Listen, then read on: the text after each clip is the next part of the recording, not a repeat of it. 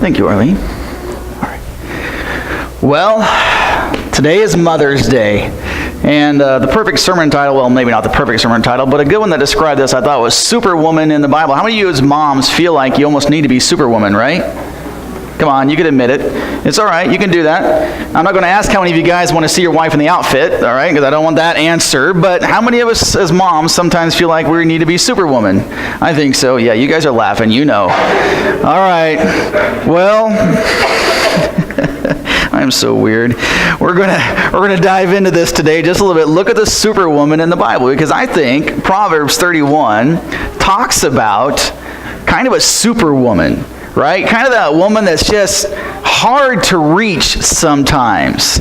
That lofty goal, so to speak. But there's some things we can learn from this today. There's some things we can learn from the Proverbs 31 woman, who I feel is described, and in the way the scriptures describe her, is she's kind of a bit of a superwoman, and that's okay.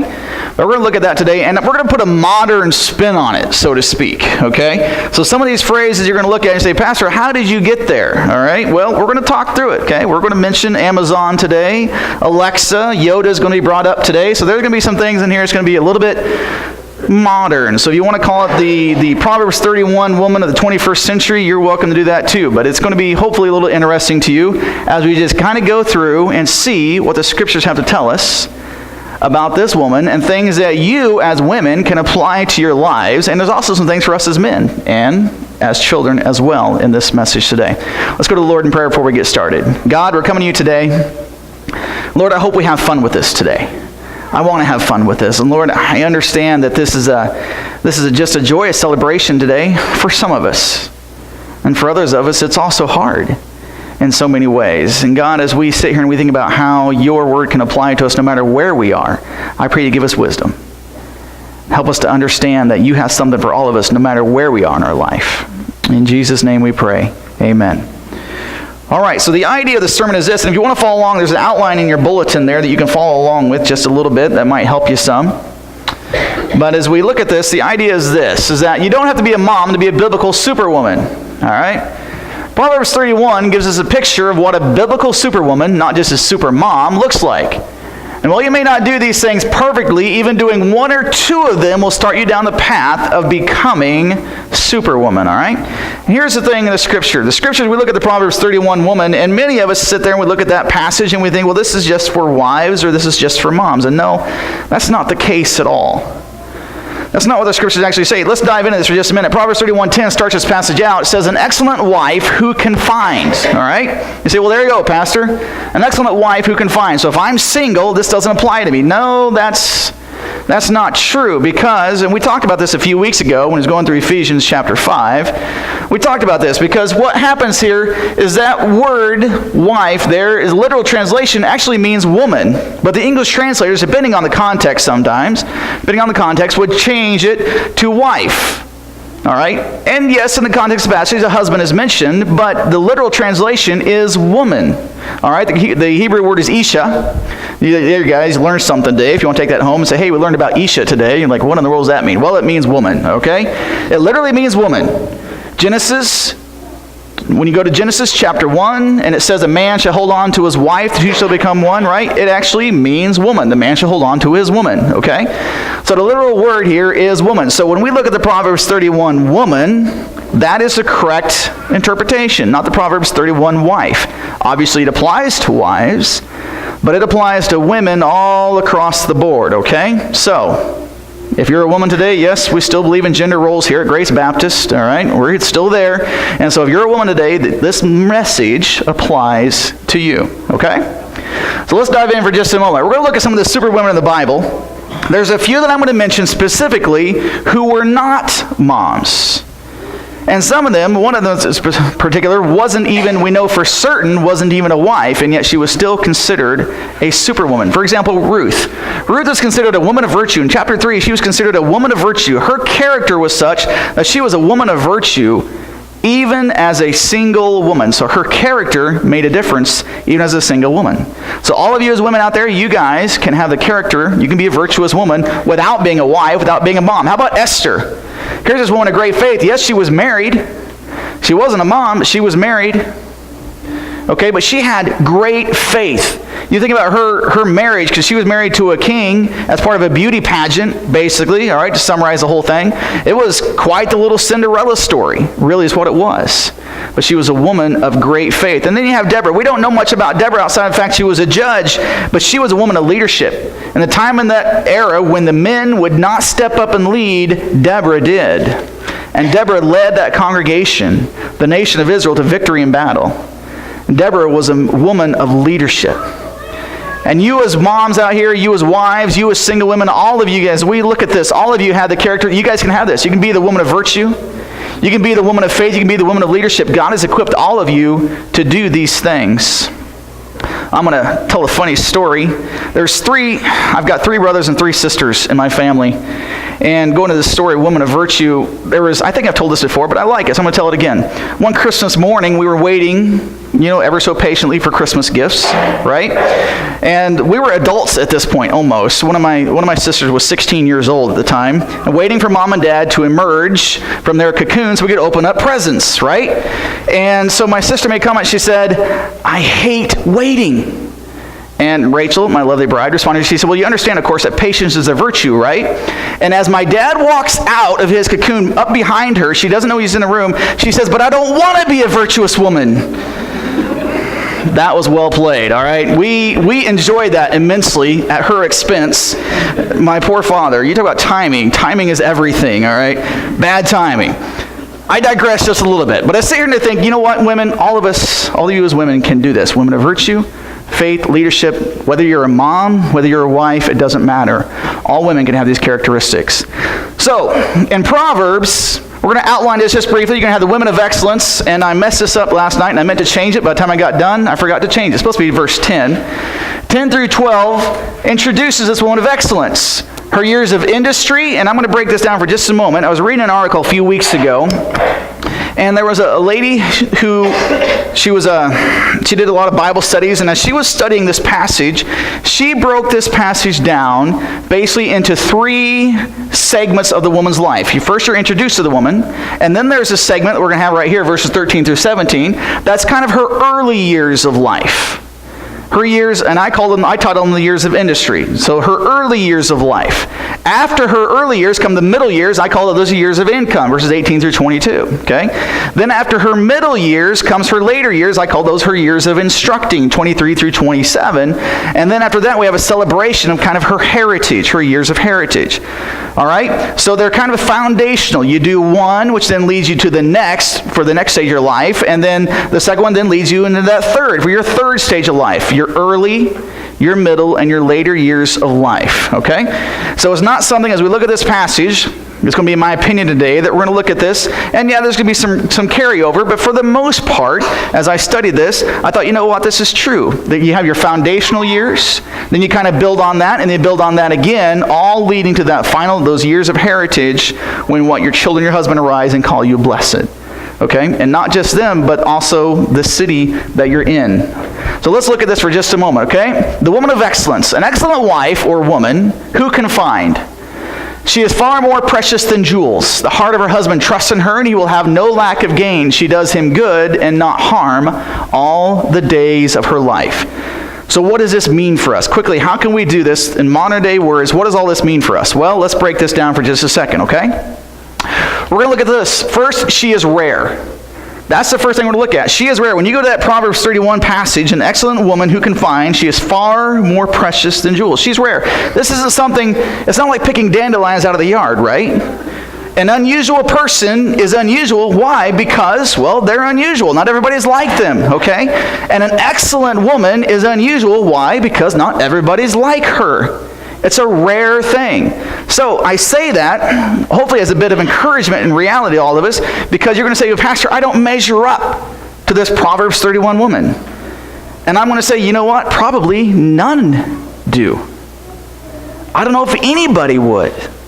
Not perfectly anyway, but there are some categories you will do well, and you're going to recognize some of those. Say, oh yeah, I do that. Well, build on that. Take what you have and build on it. All right? But understand this woman of excellence, she's a rare breed. And there are a few, you may know a few people, man, I just wish I was like her. Okay? I wish I was. And that's okay. You have time. You can build up to that. But she's a rare thing. The woman of excellence is rare, and she's also precious. Very, very precious. Those close to her trust her. When you go there to Proverbs chapter 31 again, the heart of her husband trusts in her. She does him good and not harm all the days of her life. She is trustworthy.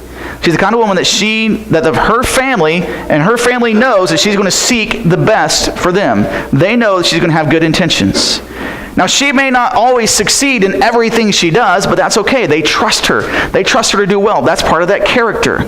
She's a trustworthy person. Those close to her trust her. She seeks the best for her family. So whether you're married or not married, you have a mom and dad, right? And maybe you're older in years and they're gone, but you can have an adopted family. It's possible to do that. Here in this church, I know of some people who have adopted families a little bit, right? I mean, we're a long way away from our parents. We're 7 hours away from our parents. So we have adopted, and you guys in return have adopted some of us. That's a wonderful thing. Our kids have several pairs of grandma and grandpas here at this church, and we love that.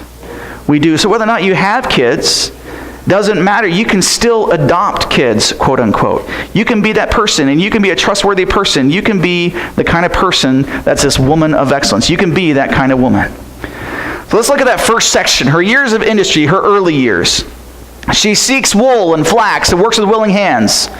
She's like the ships on the merchant. She brings her food from afar. She rises while it's yet night and provides food for her household and portions for her maidens. She considers a field and buys it. With the fruit of her hands, she plants a vineyard.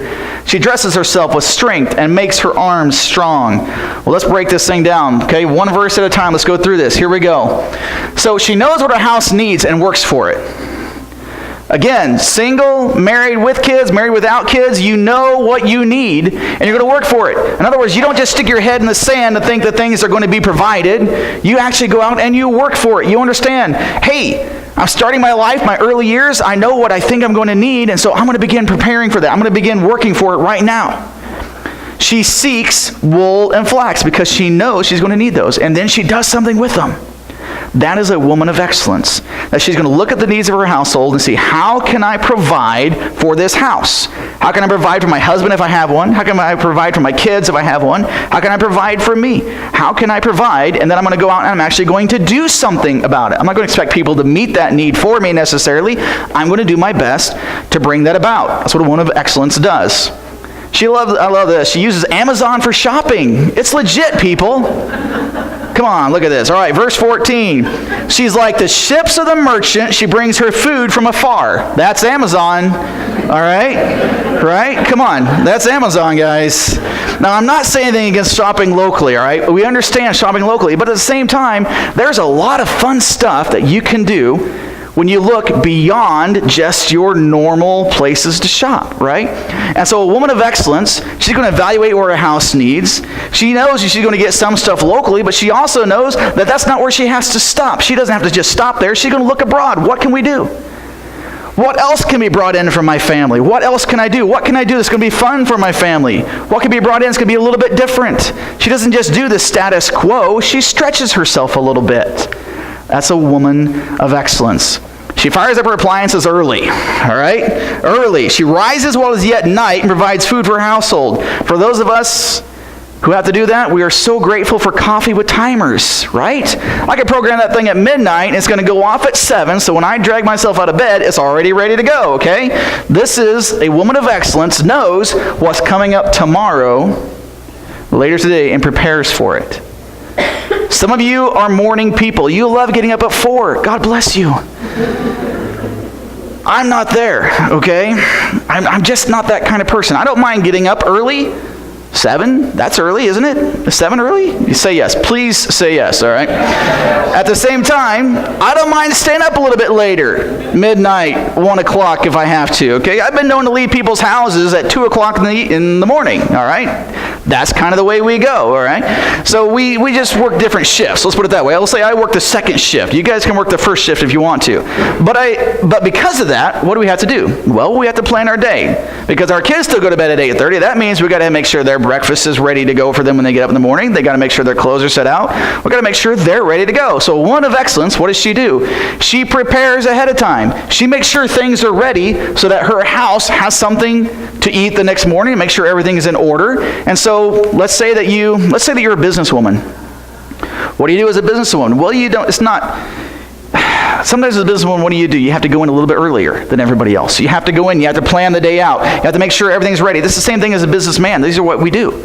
You can't just show up the same time as everybody else and expect to have everything ready for them to do stuff. That doesn't work very well. Okay, it's not as effective. It's not as well as you have to get there a little bit earlier. You have to work harder. You have to prepare for things so that when everyone else gets there, it's ready to go. And it's a sacrifice, and it's hard. But that's what a woman of excellence does. She anticipates what's going to happen, and then she prepares for it and plans ahead so that's ready to go when it's needed. Even if it's just setting the coffee timer at midnight the night before, which is easy to do. She is shrewd, and it's not a bad thing. You know, being shrewd is not a bad thing. Sometimes I think our culture has given this a bad idea, but it's not a bad thing to be shrewd. She's looking at this, she's considering all her options, and we're going to look at verse 16 here. Verse 16 says, she considers a field and buys it. With the fruit of her hands, she plants a vineyard. And it's kind of unfortunate that they use that translation. I'm going to give a quote here by Marcia Hornock. She said, this Hebrew word translated buy, it means to take, receive, or capture, hardly ever refers to money. So, in Proverbs, she considers a field not to buy it, but how best to use it. That's actually what it means. She's considering her field. She's thinking, how can I use this? Now, not everybody in here is a gardener. All right? Some of you are gardeners, and so that's what you do. At the beginning of the year, okay, how am I going to use this plot that I have? Do I need to expand it? Do I need to do something different with it? Do I need to shuffle crops around? This is what farmers do, right? But some of you don't do gardening. But there are other things that you do. There's other things that you're involved in, and so it's just a matter of taking that perspective, looking at it, considering, how can I use what God has given me? How best can I use this? All right? And women are gifted in that. They're very gifted in that. You ask a man to go into the kitchen and produce a meal, and can he get the meal done? Yes, he can. Is he efficient? For the most part, no. Where you put a woman in there, and hey, can you do this? She can, and she will do well at it, and you come in and she's already got the dishes washed even before you're eating. Okay, if you follow me after that, it's a tornado in our kitchen, all right? My wife will tell you, it is a tornado in our kitchen because there's pots and pans everywhere. I got it done, but I'm not necessarily as efficient as what she is. Women are notoriously efficient in some of these areas of life, and so women, it's okay to do this. It's a wonderful thing for you to consider. Okay, what do I have? How best can I use this? You talk about stretching groceries. A woman can stretch a grocery budget farther than any man you've ever seen. And there are studies that have been shown as proving that. When you take a man grocery shopping, you're going to spend more than if the woman goes by herself. You're not getting any extra food necessarily. She's just going to be cheaper than the guy. Yeah, Rob, you agree, right? I'm there. I'm with you. Rachel hates it when I go with her, even though it's our time, because it's going to cost us more. That's just the nature of it, okay? So there are times I'm like, you know what? I'm just going to let my wife do it because it's going to go better. And sometimes she's like, yes, please. It's hurtful. All right. Moving on. She's shrewd. All right. We already got there backed up. All right. So she does Zumba. All right. I had to throw it in there. Verse 17, she dresses herself with strength and makes her arms strong. Here's what I want. Here's what I want you to see. In the early parts of her life, what does she do? She recognizes she has to take care of herself. She has to take care of herself as well. Okay? She dresses herself with strength, makes her arms strong. This is a woman that recognizes, a woman of excellence. This rare breed is out there, recognizes, I have to take care of myself. To do well what God has called me to do, I've got to take care of myself. That's what a woman of excellence, a woman in her years of industry, recognizes. How about her years of income? So she perceives that her merchandise is profitable. Her lamp does not go out at night. She puts her hands to the distaff, her hands hold a spindle. She opens her hand to the poor and reaches out her hands to the needy. She's not afraid of snow for her household, for all her household are clothed in scarlet. She makes bed coverings for herself. Her clothing is fine linen and purple. All right, today's language, what does this mean? Well, she trusted the income from her years of industry. All right, so in her early years, she set up a lot of things, put things in place. You know, she was considering the garden. Going to Proverbs 31 woman, she was considering the garden. She planted the vineyard. All these things. So now she's looking back at what she did in her early years. She's recognizing, okay, I've got a little bit of breathing room here. All right? She perceives her merchandise is profitable. Her lamp does not go out at night. That does not mean she stays up all night long. That means she has enough oil that she doesn't have to worry about it. She can leave the lamp lit without going broke. All right? That's how I understand that passage. So this is a woman who sees that what she has done has given her a little bit of extra produce, a little bit of extra, and so she has a little bit of breathing room. We talked about in Ephesians chapter 5 how a woman wants to feel security. Financial security is important to a woman. So here's a woman in her middle years now feeling a little bit of financial security, feeling some of that a little bit. She trusts in that income coming in from her years of industry, all right? She shops at Goodwill in the Restore. Great places to shop. Amen. Thank you. All right. Somebody's awake in here. Here it is. She puts her hands to the distaff, and her hands hold a spindle. You think, Pastor, how do you get Goodwill out of that? Well, here's the thing. Here's a woman who has quite a bit at this point, and yet what's she doing? She's making clothes. She's mending clothes. She's taking what was old and making it new again. She's mending. That's how we understand that passage. She's actually doing a lot of mending. So here's a woman who says, you know what? I can take something, and just because it's old doesn't mean it's bad.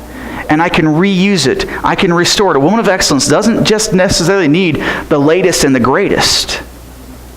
Okay? She's willing to make do with what she has. Again, going back to that shrewd thing, recognizing that I can make this new again. I can reuse it again. She puts her hand to the distaff, and her hands hold to the spindle. All right? Many of us don't do that these days. Some of us do. But at the same time, this whole mentality is, you know what? I can use something that's been used, and it's okay. And we're going to see further on how she can take something that's used, and she can make something glorious out of it. Even with this mindset. And she can do some fantastic things with it. She gives to those in need. Verse 20. Verse 20, she opens her hand to the poor and reaches out her hands to the needy. So here she is. She sees she has some surplus. And so she doesn't hoard that, but she gives. She gives to those in need. She dresses her family to the nines. Verse 21. She's not afraid of snow for her household, for all her household are clothed in scarlet. Let me tell you, you can shop Goodwill, and you can do places at the Restore, and you can find some great stuff cheap. Okay? You really can. One of my favorite suits I paid $1 for at Goodwill. All right, guys? You can do this. You can dress well and still be, quote-unquote, efficient with the things that God has given you. And women are great at that. They are great at that. I mean, Proverbs recognize that a woman wants to shop, okay? Proverbs recognizes this. It's okay for a woman to shop, all right? You know, the whole merchant thing, she'd like to ship with the merchant. She brings her food from afar. They recognize this is what a woman does. She shops, but she shops well. A woman of excellence doesn't just shop. She shops well. And did I kill that myself? I don't know what button I pushed here, Smalls. Can you bring that back up for me, Dennis? What did I do? Hey, there we go. All right. So, moving on. Shops at Goodwill and the Restore. Verse 20 gives to those in need. We got that one. She dresses her family to the nines. Already talked about that. You know, even with the cheap, quote-unquote, cheap shopping she does, her family is dressed well. So a woman of excellence takes care that her family is also taken care of, if that makes sense to you, okay? And then this is my wife's favorite. She hates sharing blankets. Now, it's not in your outline, but I put it in there because here it is. Look at verse 22. She makes bed coverings for herself. Did you catch that? We have had this conversation in my house. Yes, we have. All right. You guys know, right? We understand this. We know how this goes. All right. I had to throw it in there. The real answer is this. She presents herself well. She makes bed coverings for herself. Okay.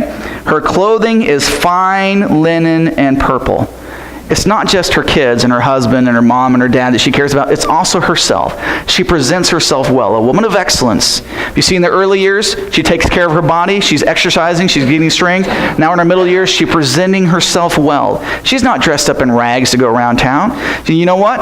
As my wife says, I'm going to paint the barn today, okay? And she dresses herself well. That's what a woman of excellence does. Okay? All right, diving in. Her years of instructing. Her husband is known in the gates when he sits among the elders of the land.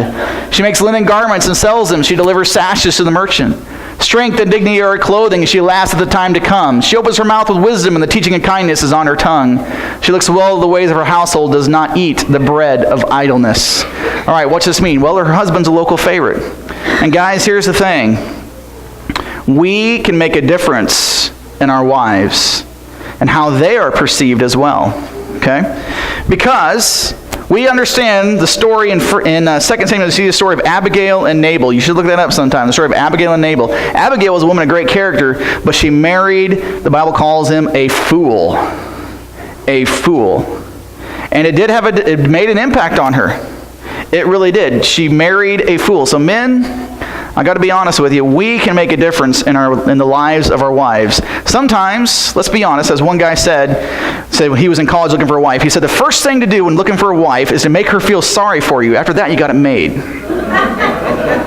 It's like that homeless puppy. You just can't put it down, right? Okay? And that's kind of the way it is. Women want to rescue things. And unfortunately, sometimes it's us as men, okay? And unfortunately, sometimes we need rescued. But guys, let's man up already. Okay? Let's man up just a little bit. Let's try to be the guy that not just our wives, but also our community respect. That our community look up to. Martha Stewart imitates her. I like this, all right? Verse 24. She makes linen garments and sells them. She delivers sashes to the merchant. Isn't that what Martha Stewart loves doing? She's like, come on, we can do this, all right? Well, you as women, you recognize that you have something, and this is it. A woman has something to offer. A woman of excellence is a woman who has something to offer. She recognizes that. She recognizes that, and she makes her goods available, okay? Because a woman of excellence has something to offer. And maybe it's something you can't make, but maybe it's something you get involved in, some community thing you get involved in. We have women in our church who are involved in the community. They do different jobs in the community, okay? And that's a wonderful thing because they have something to offer. It's not necessarily something they sell, but it's an ability they have to help people. It's involvement in the church. It's involvement in the local politics. It's involvement in the city hall. Whatever it might be, women are equipped to do this. And a woman of excellence recognizes that, and she doesn't run away from that idea. She's, okay, I can do this. And she does it. A woman of excellence has something to offer. Warren Buffett seeks her counsel. All right? Strength and dignity are her clothing, and she laughs at the time to come. You know, Warren Buffett's a pretty smart guy, but even he sometimes, you almost sense a little bit of nervousness. What is he going to do, okay? And here's a woman who laughs because she is so set financially, she doesn't need to worry about it. She laughs at the time to come because she knows she's going to be taken care of. She knows that she's done all that she can, and she doesn't have to worry about it at this point. That is a woman of excellence. Okay, going back to that strength that she mentions there. Okay, strength and dignity are her clothing. So how she has portrayed herself in her middle years, how she's prepared her body, taking care of her body in the early years, all of those things now, she comes into her later years of life, she's like, you know what? I'm good. I've done everything that I can do at this point. Everything I can do at this point. And I'm not really worried about the future anymore. That's a woman of excellence. Yoda looks to her for advice. How many of you guys like Star Wars? Okay, not everybody here is in Star Wars. I get that. And Yoda's pretty ugly. Our moms are kind of cute. Let's admit that, all right? But Yoda is one of those guys, he's supposed to be the all-knowing sage that's out there, right? Well, isn't this what moms are? Okay, what happens here? She opens her mouth with wisdom, and the teaching of kindness is on her tongue. The women in this church have a lot of wisdom. But I want to draw attention just a moment to that last part. The teaching of kindness is on her tongue. Having wisdom is one thing. Giving that wisdom is something else. Because women, if you are not kind in your speech, it doesn't matter how much wisdom you have, people are going to ignore you. It's the kindness that balances that out. It's the kindness that make people want to listen to what you have to say. Women, you have a lot of wisdom. You have tons of wisdom. You also have kindness. Make sure those two things come together. Because sometimes it's hard. Life deals us all bitter blows, doesn't it? And so sometimes that bitterness can kick in and we forget. We forget that kindness needs to stay there. Kindness also needs to permeate. It's not just a wisdom thing, but it's also a kindness thing. A woman of excellence is a woman that has wisdom, but shows it and utters it through kindness, through kind words. And finally, she is the first Alexa. Now, how many of you guys know Alexa, right? This Amazon contraption you can put in your house. You speak to it. It orders all the products. It answers every question for you. Okay, if you have a question about something, you just, hey, Alexa. All right, and you ask it the question, how warm is it in Florida today? And Alexa knows the answer, okay? Alexa, I need some flour. Can you order me some flour? Alexa orders flour. Alexa, call the cops, all right? There's stories of all these things that's happened, okay? Isn't this what a mom does? what happens here, all right? She looks well to the ways of her household, does not eat the bread of idleness. She knows what her house needs. She knows how to run the house. My wife gets so frustrated because my kids have a question. They walk past me sitting on the couch and go to her in the kitchen. And hey, Mom, what about, hello, isn't Dad sitting in there? Well, she is the first Alexa. She is the one who knows the answers. Don't go to the guy who doesn't know, right? Our kids aren't dumb. You understand, don't you? I'm seeing a lot of head nodding. Yeah, been there, done that. Bought that t-shirt, okay? A woman of excellence is a woman, frankly, who she understands, and she has the answers for a lot of things going on in her household.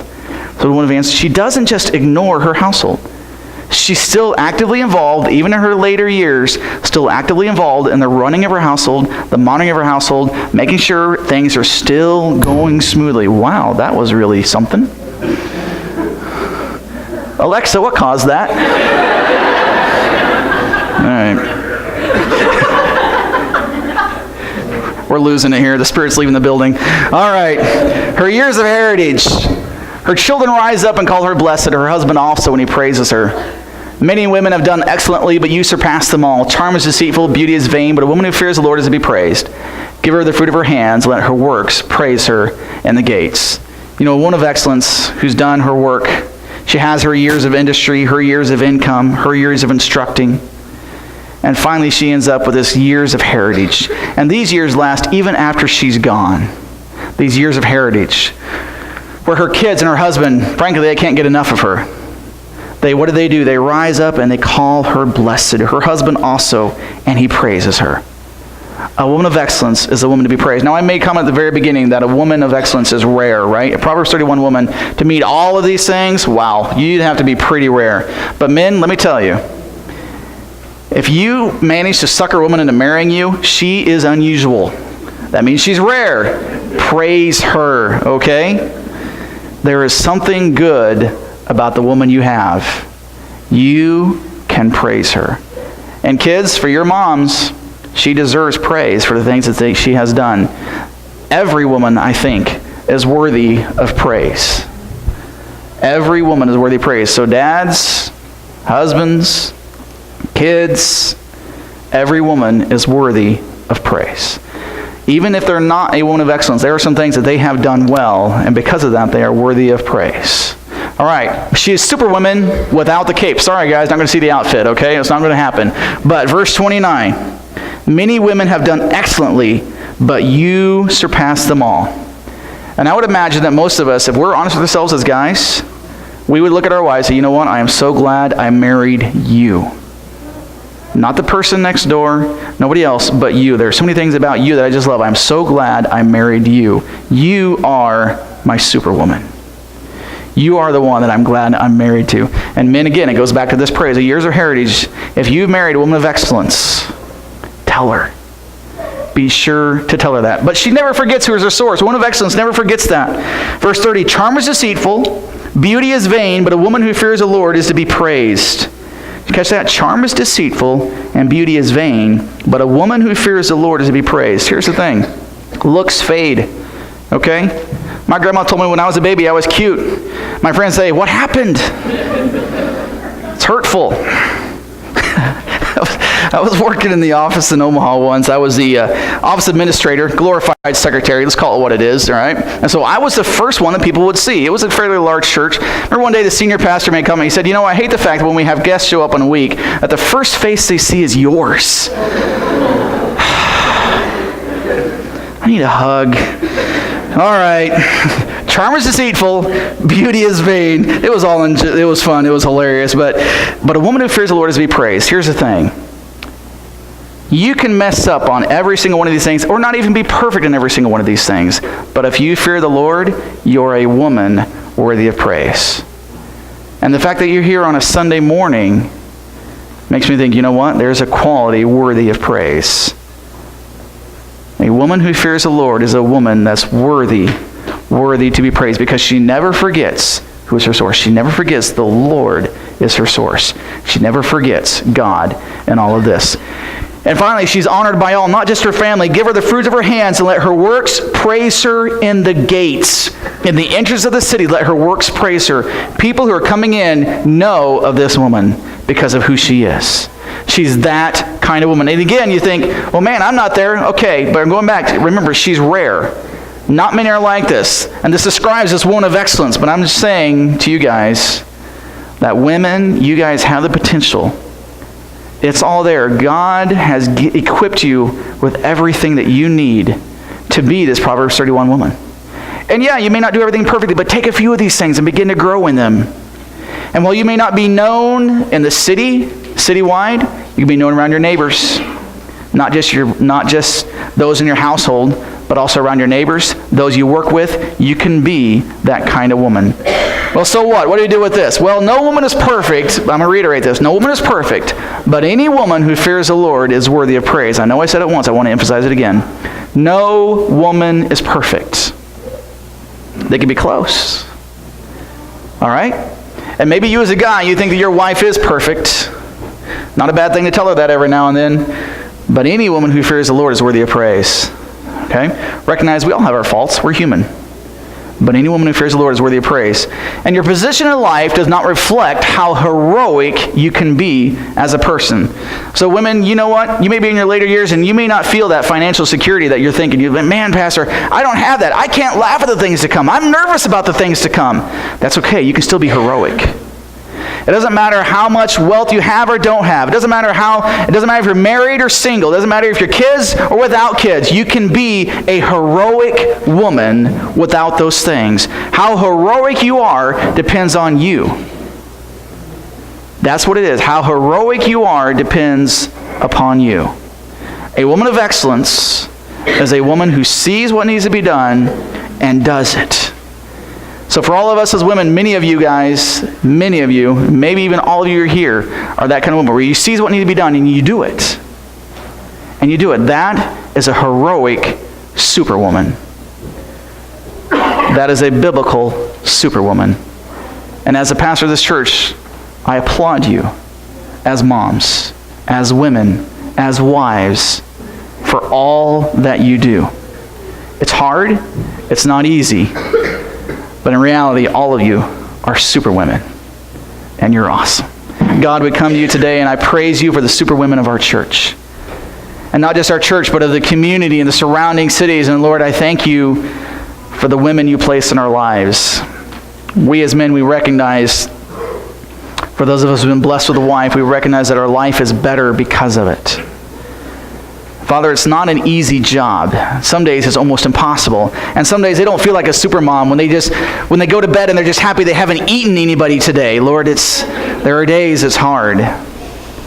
But Father, you give them a love for their kids, a love for their family, a love for the people around them, a love for their work, a love, Father, that cannot be imitated, cannot be replicated. Only the kind of love that you can give. Father, I just thank you for these women.